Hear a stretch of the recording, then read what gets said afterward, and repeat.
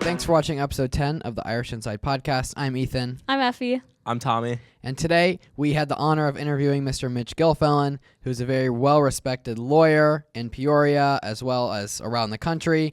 And he also is a big supporter of PND, and he loves his family very much. And we had a nice talk to him about life and sports, specifically basketball, and law and his family. And he also gave us some really great life lessons. So yeah, that was really nice to hear. Very nice lessons about faith and his family. Very good guest. Yeah, it was. Yeah. He did a great job, and they had a little snack too. So make sure you stay tuned for snack talk towards the end.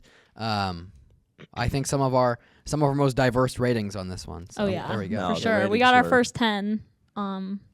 Yeah, and maybe one of I still don't believe that was our first 10. I think it was. I might have given the Grape Leaves a 10. I think for the Miss Crest podcast, I gave it. Oh, she did give the cookies 10. a 10. What cookies? Mrs. Crest gave the cookies a 10. Do you remember that? I wasn't here. You weren't here? Oh, that's right. Yeah, I would have gave the Grape Leaves a 10 also. Okay. Same. Good, yeah. Yeah, the Grape Leaves got a lot of hate. I gave them a 10. Yeah, that was pretty sad. They deserved a 10. They were amazing. I know, yeah. Okay. Anyway. I don't know why they're hated on that much. Yeah, no, I don't get it. Whatever. They're just not cultured. No, they don't understand. They don't know the Lebanese. We're Lebanese. Is Mr. Gilfillan Lebanese? He's not. Yeah, no, he's actually Is he really? Really? That's how he's related to Mason. I thought so. Okay, curious. That's how he's related? Maybe not by... Yeah, okay. Yeah. Interesting. Okay. Got it. Yeah. Anyway, so we talked to Mr. Gilfillan about his job, which is being a lawyer. What do you guys want to do when you grow up? I probably want to be an agent for like famous people. There you go. Okay. Yeah, be a little manager. Just like him. I like that. Isn't that what he does? No, he was kind of legal representative, a little different maybe. Well, he does NIL. That's kind of that's the agent part. Yeah. Of it. Okay. Yeah, a little bit. Yeah. What do you want to do? Probably real estate. Okay. Like developing, like building buildings and join the fam. Yeah, exactly. Yeah, do all that fun stuff. I don't know, maybe some like hotel stuff. Ooh. Open some hotels, some unique hotels. Is this a sneak peek? No boring stuff. Yeah, it is actually. Yeah, I can't say the name, but like Chuck Bass. You guys know Chuck Bass from Gossip Girl? Yeah. Wait, actually? Do you like Chuck Bass? Yeah. Yeah, he's like the best character, right? Yes. Yeah. No, Chuck Bass. He has a hotel. He builds buildings. He owns buildings, and he's also just a fun guy. He also has good style. All around. So basically he's like a mini Jim Maloof. I would say he's like a less less like pious, less good. Yeah, he wasn't mayor or anything, but I would say a little Chuck Bass kind of thing. Family shout out. Okay. What about you? Honestly, I'm not really totally sure, but I like to write. So like maybe something with like journalism, but I'm not really sure yet. That's okay. You have time. Yeah. Exactly. She hits Clays for her writing. Oh really? By Mr. Conley, he loves it. No, just like just like my family and stuff. Like when I write cards and letters and stuff. Very good. Yeah, very nice. 4 pages. 4 pages. 4 pages. Oh wow. Of what? My love language is like writing and stuff. Oh, that's awesome. I love to Good write. for you. Yeah. Very cool. That's unique. I feel like a lot of people don't do that. A lot of people just like talking or like they think like I don't really. Yeah, there's write. like words of affirmation. Yeah. Yeah. Let's just not. Let's just not. No, we don't have to get into it. It's but fine. no, that's a cool hobby though. All right. Yeah. Anyway, we're going to get into it. Hope you enjoy. Hey everyone. Welcome back to episode 10 of the Irish Insight podcast. Today we have Mr. Gilfillan, who is a proud Peoria Notre Dame graduate and one of the biggest school's supporters. First athlete in P&D history to receive a full Division I basketball scholarship, played Division I basketball at Lehigh University, and competed in NCAA tournament. Multiple sports standout at P&D, earning all-state honors in basketball and soccer. Former Division I basketball coach at multiple universities and highly respected attorney and NIL lawyer representing major athletes, coaches, and figures in the sports world. He's also known for his leadership and dedication in the Peoria area and at P&D. He's very passionate about P&D and supporting all of us students. And he balances sports, law, leadership, and family life. And is a very, very proud father of 2. So, Mr. Gilfillan, welcome on the podcast today. It's really an honor to have you. Thank you all, and thank you, Peoria Notre Dame students, for having me. This is such an unbelievable experience to get to do this for high school, and so certainly happy to be here, and thanks for having me. Of course, thank you. Yeah, we're very lucky to have the opportunity, and especially to have you on today. So, we're going to get right into our first question. Okay. And it's a very kind of deep question, but how do you think that being a student at Peoria Notre Dame shaped how you are today? Just even walking the halls and coming down here today, it just brings back all the memories of some of the best moments of my life. Peoria Notre Dame, in my world, in my view, is the best high school in the state of Illinois. There we go. And I'm very proud of that. It's the only high school that offers the true faith-based component, outstanding academics, wonderful athletics that constantly compete for not just conference championships, but for state championships. And on top of all of that, we are stewards of the community and do outstanding community service. So coupled all that together, P&D is the best. Right. I love that answer. Yeah. I guess, we don't love our service hours when we're doing them, but afterwards, we kind of realize there's some things we learned from them and all sorts of stuff like that. But yeah, that's a great answer. I will just say about the service hours, it is tough going through sometimes the process of it, but the ultimate reward is the giving back and the sacrifice that you make to help somebody else's life become better. Sure. Yeah. Very good. Thank you. Tommy, do you have something to add? I think that was just a really good response because, like, me as a freshman doing service hours, I think they're kind of dumb, but all my older brothers just say they're like really good for you, and good for your faith. Yeah, especially if you can find a meaningful place to do it. Yeah. Yep. I do a lot of stuff for St. Jude, and that's I would do that and not count it as service hours. Like, I'll do it whenever. So I think if you can find something like that, especially, that can help to open up a new realm into your life. So yeah. It's good that you start at a young age, freshman year, and supposed to wait till your senior year. So good work. Yeah, even Right. at St. Phil's we did them service hours. Really? Absolutely. Yeah. Yep. Yeah, I know some of my friends are. I'm a senior, so they're graduating soon, and they're like, "Oh, I didn't actually finish all my service hours." So yeah, weekends are full of all that stuff for them right now. But yeah, anyway, so you moving on from P&D, you played D1 basketball, correct? Yes, I did. Yep. Okay, can you tell us a little bit about that? What it was like? Yeah, it was a wonderful experience, getting to play against the best players in America, competing against some of the best, talent, not only in college, but they ultimately went to the NBA. I got to play at Lehigh University. It was a total privilege to play there. It's an academic institution out in Bethlehem, Pennsylvania. Wow. 45-hour north of Philadelphia. It competes in the Patriot League, and it was a wonderful experience. And we got to go to the 2004 NCAA basketball tournament and play on ESPN, which is pretty cool. That is really cool. Wow. So that was transitioning straight from P&D. So you played basketball at P&D, and you played 2 other sports, correct? Played soccer and baseball as well. Wow. Okay. Do you have a favorite? Basketball was by far my favorite, but Yeah. looking back on life, I wish I could have golfed more. Now I'm an older adult. There golfing, we go. Yeah, golfing is something that maybe in my future I'll have more time to do. Yeah. Well, I hope so. I love golf. That's what I play. You have a favorite golfer? I love Rory McIlroy. That's the guy. He's a great husband. He's a great dad. He's involved in his kid's life. And he's obviously a fantastic golfer, but he plays with a purpose, and his message is always very humble and very unassuming, and something I think we can all take with us in life. Sure. Yeah. That's true, yeah. So you would say you were happy when he won the Masters? That was so exciting to watch, yeah, and hopefully everybody got the chance to watch that, but just to see somebody really competing at the highest of levels, doing their craft better than anybody, is truly special to watch and witness really live in real time. Oh, I bet, yeah. It's always very exciting. It's the best time of year, in my opinion. Well, I mean, Christmas and Easter, but, it's up there. And you're forgetting March Madness. But yes, I agree. Yeah, good. Effie, do you have any questions? Yeah. What did you study at Lehigh? So I majored in political science, which in some ways was a pathway to my law degree. And so they call it poli-sci in college. That was my undergraduate. And then I also minored in what's called urban studies. And that has to do with urban development. That has to do with, inner city workings, how the government works, how taxes work, and really kind of what makes a city really tick. And so political science was the natural path for me, knowing at some point I might go into the law, and so that's what I ultimately pursued. Did someone have that effect on you that made you want to go into that?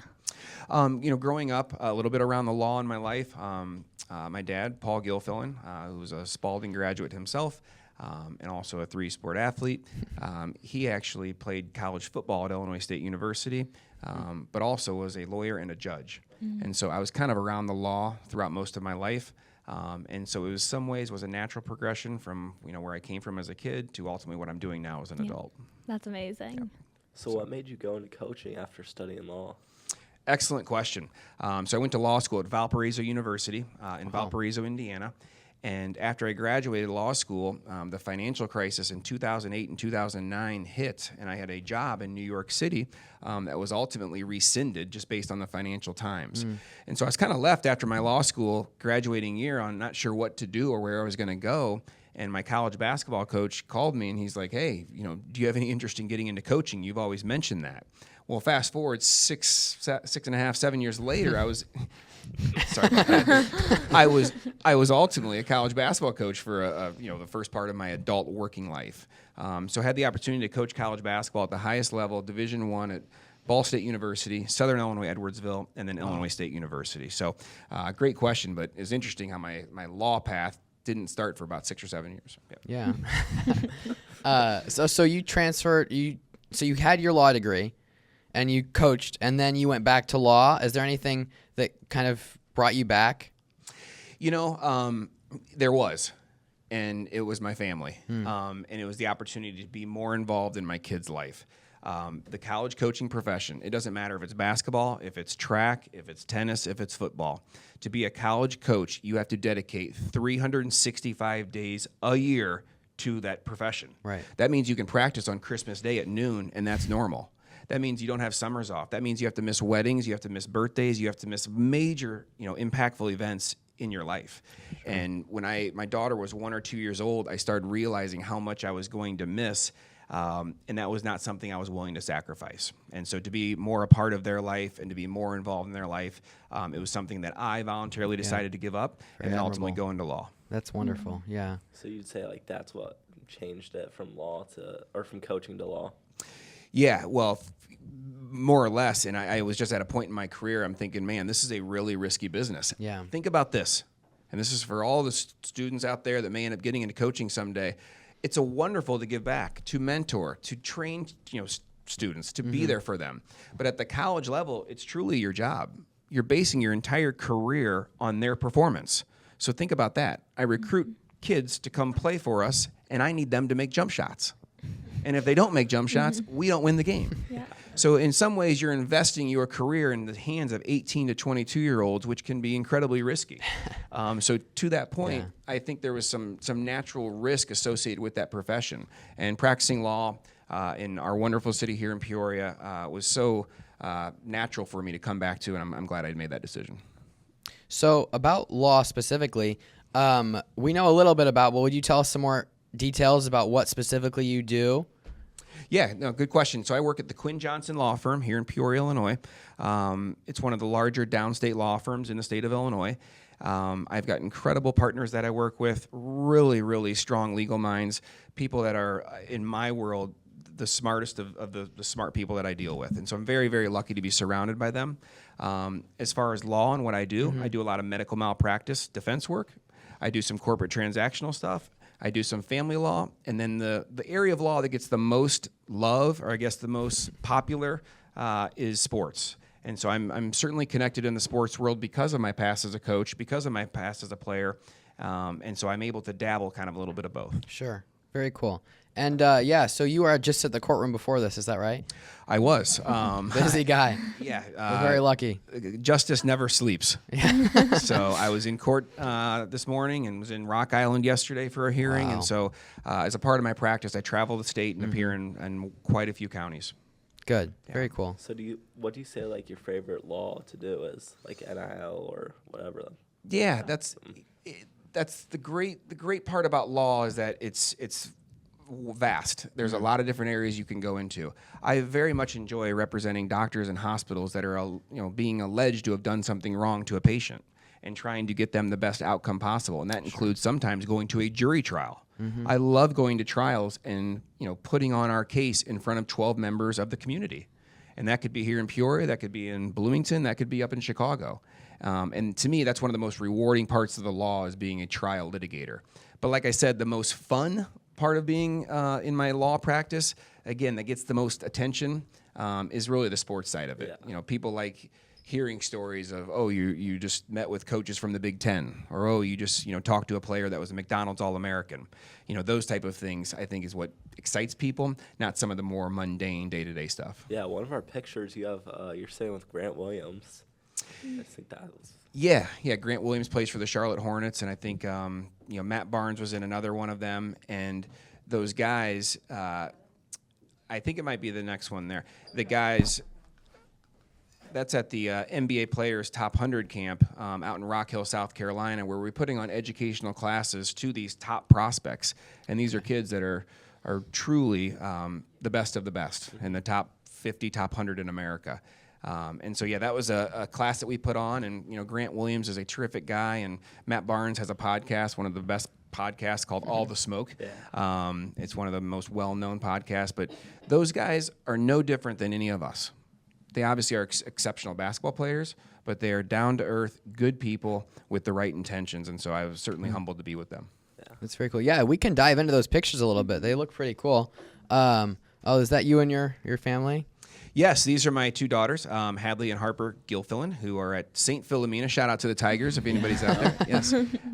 And so they are in the 6th grade and the 4th grade. And so I'm so lucky to be able to coach their sports teams. I've been able to coach really cool. their basketball, their softball, their soccer, and just being part of their life. That is the most rewarding experience.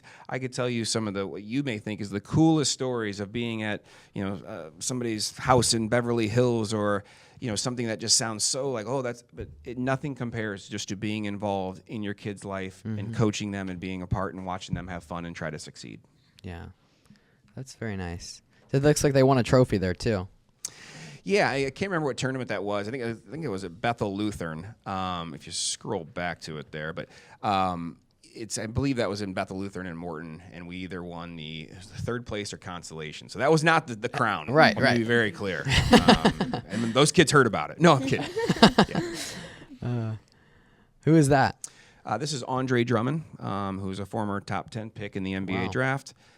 This is at the camp out in South Carolina, and there's just NBA players that are all around these events. So this summer I'll be speaking again at this camp for the NBA Players Association.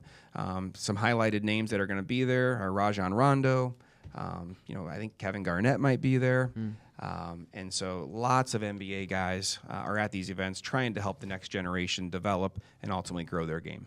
So, after you meet these people, do you, stay in contact with them? Is that how you keep going back?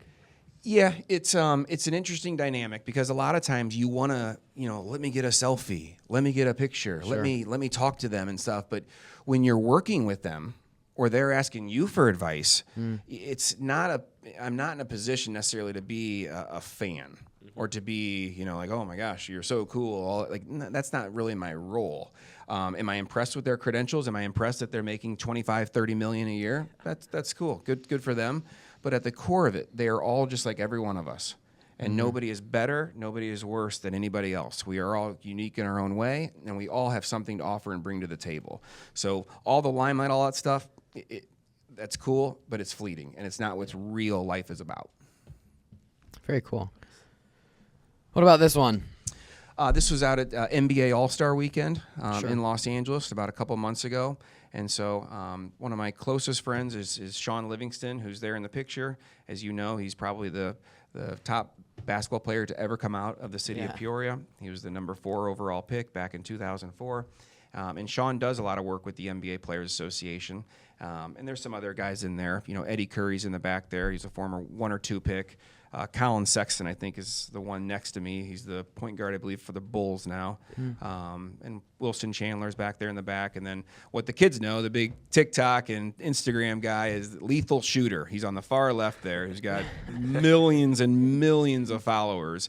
And everybody loves that dude. And so he certainly gets the crowd riled up and motivating. But, again, just a very good guy.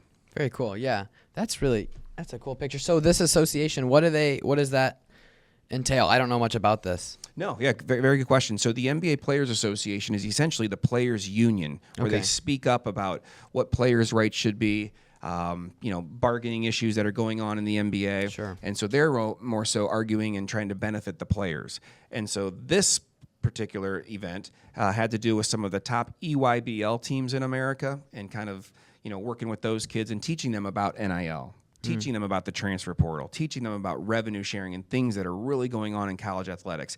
There's a lot of high level stuff that's going on, information-wise, that it's easier for student athletes, especially high school kids, if you talk on a more of a simple level, it's more like complex contractual language, that type of stuff, which really not many even adults understand. Yeah. Yeah. Okay. Oh, there's another good one. Okay. What about this one? Yep, just up Same- on yeah, stage with same okay. with Sean, and these are events where there's several hundred people there. Yeah. There's events where there's thousands of people there, and I think this goes for everybody here. And kind of to go back to kind of what we're talking about as far as in your next phase of all of your lives, the ability to be a public speaker or to talk to adults, to give them eye contact, to shake their hand, and to be confident is undefeated. It becomes a superpower as a 15, 16, 17, 18, 19-year-old to have the ability to talk to adults and just have a conversation, because not most kids can do it. They just can't. It's tough on them to have interaction, to go back and forth, to give a response, and then elicit a response back from them, all those type of things. But public speaking has helped me not only in my legal career, but it's helped me in my personal life. All of those things is to be able to work with people and to try to relay a message that people can understand. Yeah. Yeah. And you do a very good job of it. Yeah. Thank you. As You're do you welcome. three as well. Thank so appreciate you. that, Thank Ethan. you. Thank you. Okay. So we do a fun segment. Okay. I'll let Effie introduce the segment. Okay, so we have a segment called Snack Talk, and we basically we bring on like fun snacks that have like something to do with like either our guest or just like something fun, and we all like try it and we'll rate it. Or we're actually gonna have today it's gonna be Zach and All right, Zach. Tommy are gonna right, come Tom. on and try a snack. So Okay. Yeah. All right. we'll go into that. Very Have good. fun. All right, welcome back. We're on Snack Talk now. I'm Tommy, I'm Zach. and we have Kind Bars, chocolate Kind Bars. Look at that. Dark chocolate cocoa kind bars. Yeah, we So, picked yeah. this snack because Mr. Gilfillan's favorite Tommy. athlete's Roy. Rory McIlroy, and Yeah. this apparently is a good snack for him. This is the best. Absolutely. And it's healthy. Some say. The best. Some say it's the best.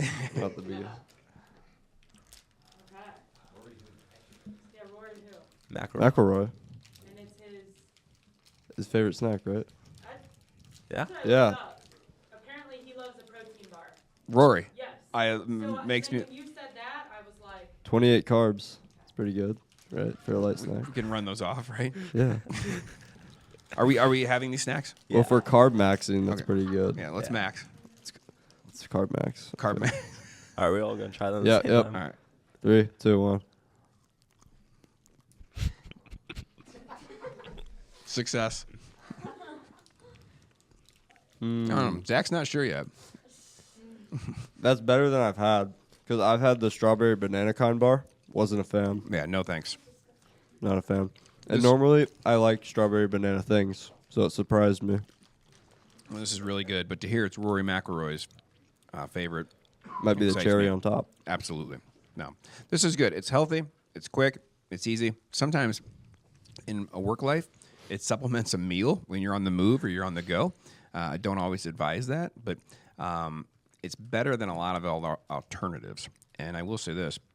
As a younger kid, if you asked me what my favorite snack would be, immediately you probably go to a candy or just Yeah. something that you can snack on. But as an adult, things change a little bit. So Bro. It wasn't as bad as I Yeah, was it really wasn't expecting. that bad.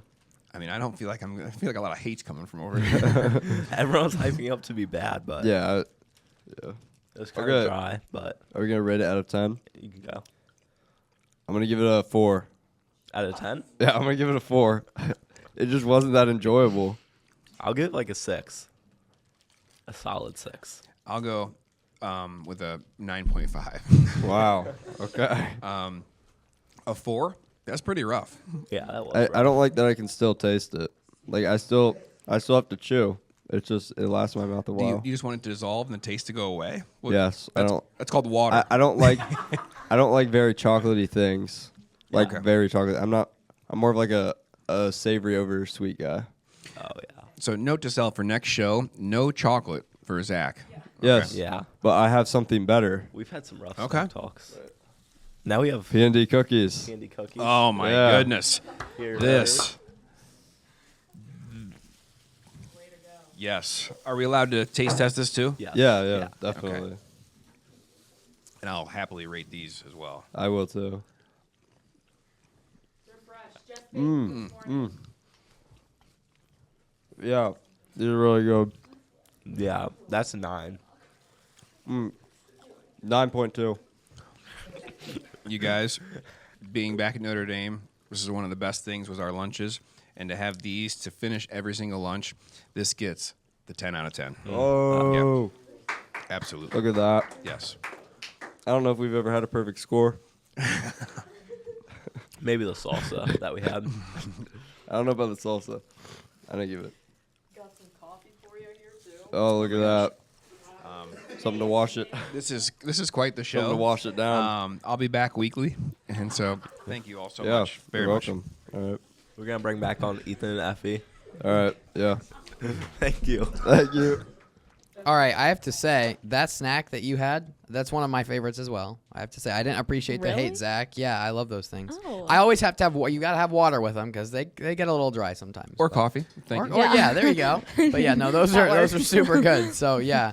Anyway, we just have a few more questions for you. So Tommy, Okay. My question is, why did you change your name from Matthew to Mitch? Yes. So back in about the second grade, there was a famous Chicago Cubs pitcher named Mitch Williams. He was known as the Wild Thing back in about 91, 92, 93. And I thought throughout the summer when the Cubs were playing that I was the Wild Thing and that I was him. And so my parents, kind of as a joke, started calling me Mitch after Mitch Williams, the Major League Baseball player. And it started to stick a little bit. And then other coaches started calling me Mitch. And then my teachers at school started calling me Mitch. And by the fourth grade, I was just known as Mitch. And so later in life, to avoid confusion and, you know, on whether it's birth certificates or licenses or anything with whatever it may have been, we felt we needed to change it. Because by 7th, 8th grade, no one knew me as Matthew anymore. And so I'd see old neighbors, even old like relatives that you don't see so often. And they would be like, "Oh, hey, Matthew, how are you?" And everyone would kind of laugh and look at them like they didn't know. And so my dad, being an attorney, took me to court with my permission, obviously. I wanted it with my mom. And we filed a petition to change a minor's name from Matthew to Mitch. And so I added Mitch to the front of my name. So my full legal name now is Mitch Matthew Murphy Gilfillan. And so Matthew's cool. still a part of my name. It's the name Yeah. that my parents gave me at birth. But to make it more official, I wanted to change it after the Chicago Cubs pitcher. Oh my Did goodness. you think you were gonna be like him? cool initials now. Yeah. I wanted to be like him because he was the Wild Thing. And I thought I was going to play for the Cubs. I thought I was going to play for the Bulls. I thought I was going to do all these professional things, as every kid dreams about when they're younger. And so, yeah, I definitely wanted to be like him growing up. Yep. Very cool. Funny story. Yep. I have a question. What are some lessons from sports that impact like your life and like career? Yes, sports teach ultimate lessons of life, and sometimes they're very hard lessons. Life is hard. People make mistakes. I make mistakes. But it's what you do after those mistakes and how you grow for them. It really ultimately reveals your character and who you are and what you're about. But nothing challenges you more, I feel, than sports and being in very tough situations. Whether you're not playing, whether you're down in a game, whether you've had a tough loss, all of that adversity can obviously help you in other things in life. And so I always tell people all the time, no one remembers statistics. No one cares about statistics, playing time, rebounds, point. Like, those are all great, and you need to get those while you're playing. But at the end of the day, a lot of people remember champions. And people remember those that left an impact or made the program, the culture better than when they first started. And so sports throughout my life, I've had a lot of different challenges. And playing at that high level of college basketball, there were times where I would sit the bench. And that's a tough life lesson, is to sit the bench when you feel like, oh, I should be playing and all those things. But really the sign of the ultimate teammate and being the ultimate champion is being proud for somebody else's success. And that's tough for a lot of people to do in life, is to be proud of somebody else's achievement, is to be a cheerleader when someone else does something good and you don't. And that's something my entire life I've really tried to make it a point, is to be the best teammate, whether it's to a family, whether it's to a friend, whether it's to a coworker, whether it's to somebody that doesn't necessarily agree with me. I'm still a supporter and I encourage people. It's so easy to be negative. Everybody can be negative, but it takes a little bit of effort to be positive. And that little effort can go a really long way in life. It's huge. Yeah. It is.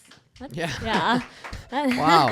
Motivation right Yeah. there. Yeah, there we go. Yeah. Something you live out every day. That's incredible. Thank you. Yeah. So for our final question of the podcast.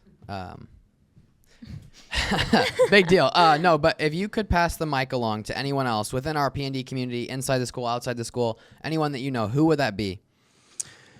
Excellent question, and maybe you've had this individual before, but I would promote Father Daniel. Have you had him on before? We haven't, but we're hoping to. He's soon. hopefully going to be on the docket, and I will say him because there's two things in life that really matter, and I'll tell you the two right now. It's your faith and it's your family. At the end of the day, everything else can go away in the blink of an eye, but your faith is so important, and your family is so important. Outside of that, health is the other most important thing, which is really sometimes you can't control. Sometimes your ticket is written on what an illness or what you may end up getting or all those type of things. But you can certainly take care of yourself in other ways. But faith and family is critical to life. And so I would promote somebody like Father Daniel, who preaches that on a day-to-day basis and who's obviously the chaplain here at Peoria Notre Dame, and someone that has had an impact on my life and my kids' life. And made a positive difference, because everybody around you has somebody in your circle that can help you. People go through tough times all the time. Who do you turn to when times are tough? And those are questions you have to ask yourself and look in the mirror and reflect on life, on where are you going to go from here, or how are you going to get through this tough time, because everybody goes through tough times, and all of you guys will too. But keeping your faith and your family close to you, I think, is the ultimate win and ultimate flex. Great answer. We're happy to hear it. Yeah. Yeah. We hope to have Father on soon, actually. So that's very exciting. Keep an eye out for that one. Yeah. I'll watch. Yep. So, anyway, thank you so much for watching. Thank you, Mr. Gilfillan, for joining us. It's been a pleasure.